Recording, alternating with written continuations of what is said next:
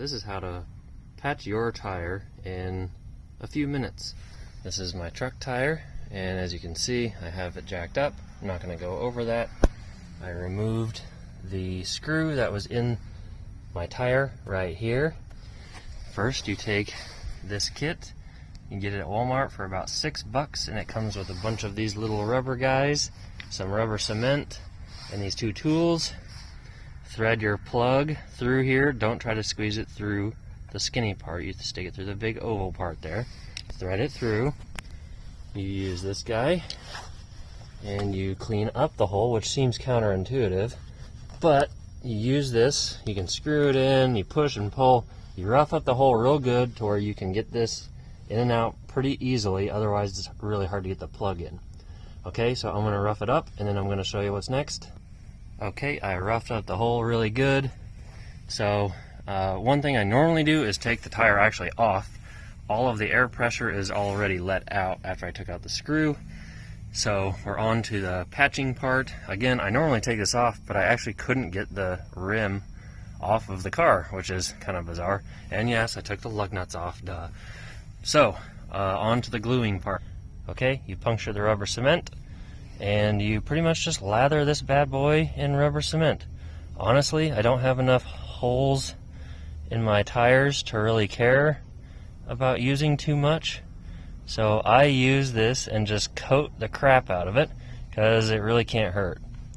So I'll get to the plugging part in the next little section.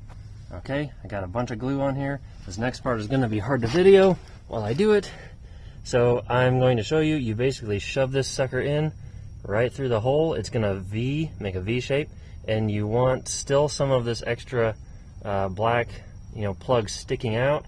You only stick it about 2/3 of the way in. So I'm going to push it in and then we'll see how it looks. Okay, as you can see, you can still see some of the plug sticking out. The plug is right here. It's really gooey and shiny just like the tire. So that was really hard to push in, but it was a very small hole. So that's what she said. But anyway, so the next part is very crucial. You want to yank this thing out with the force of 1,000 ogres so you don't accidentally pull the plug out with it. So the next step is you grab this sucker and you yank as hard as you freaking can so you don't pull the plug out with it. Once you've done that, as long as the plug does not come out, you're good to go and you can air up your tire again. So I'm going to yank this sucker and hope that it doesn't come out. Alright, we're in luck. I yanked the heck out of that thing and it stayed in, so we are good as far as the plug goes.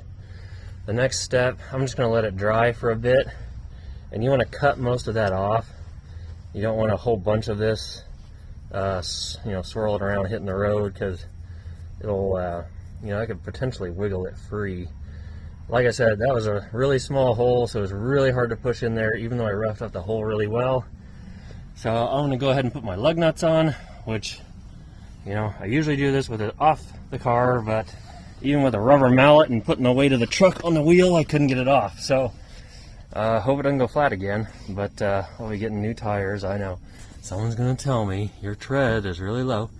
I know. I just couldn't get it done before our trip tomorrow. So anyway, it's cold out here, so I'm going to air it up and then lower it back down, and we should be good to go. Alright, the lug day nuts are on, and we're going to air it up. Plug is still in there. I'm going to cut that off after I aired it up, and we'll see how she goes.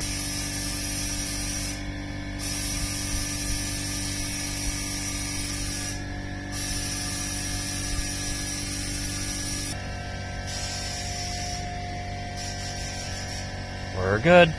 Okay, so I aired her up to just a smidge over 35 psi, and you can see the plug is still holding strong. It's starting to get dark out, sunset. We're rock solid on the tires. You can look on the sidewall for your pressure. 35 is a good rule of thumb. If you're not real sure, you can look inside your door jamb and look right here where it says 35 psi front and rear. So two different ways to look at it. I think I stepped on my glue and squished it out, but so that's pretty much it, guys. It's holding air, and I'm going to cut that extra little nub off and lower it down and take it for a drive, and then hopefully by morning I have no problems. I have done this probably 10 to 15 times, not just on my cars, I'm not that crazy, and I have yet to have one fail. I have never used that crappy tire foam stuff that messes up your pressure monitoring systems, even though they say they don't. I've used it once and it plugged it for about 20 minutes, and then I went to McDonald's and I could hear my tire hissing in the drive-thru, and I knew I needed to get home. So that's pretty much it.